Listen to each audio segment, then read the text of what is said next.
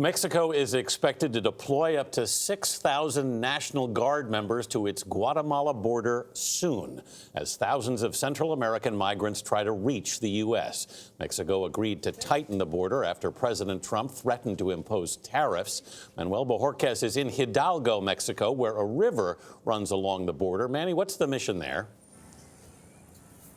Well, Anthony, the Trump administration is hoping that if Mexican authorities can reduce the flow of Central American migrants here along the border with Guatemala, that would bring down the number of apprehensions along the border with the U.S., where the numbers have been surging. But this here is a porous border. You can see Guatemala on the other side. This is the Suchiate River, and people here traditionally just pay somebody on a raft like this one here to come across. Now, Mexico has indicated it would deploy its National Guard troops along 11 municipalities that provide key routes for asylum seekers. But as of this morning, we haven't yet seen a large deployment in this area.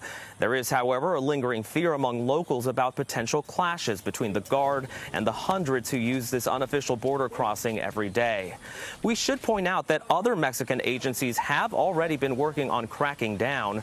We saw immigration authorities pull this family from a van Monday after they were not able to present the proper documents. The big question here, of course, is if these migrants who are fleeing violence and poverty will reconsider their plans to try to seek asylum in the United States in light of the crackdown. We spoke with one person who said she would reconsider and might stay in Mexico, but another one said as far as getting to the U.S., where there is a will, there is a way.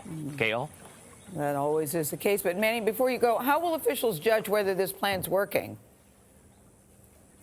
Well, the U.S. and Mexico have essentially said they will look at this again in 90 days. And if the number of migrants hasn't dropped significantly, they could go back to the renegotiating table. The U.S. could try to push another demand out of Mexico, one Mexico has not agreed to yet. And that is for this country here to become what's called a safe third country, meaning that anyone coming here seeking asylum would have to claim asylum in Mexico first. All right, Manuel Bojorquez reporting. Thank you very much.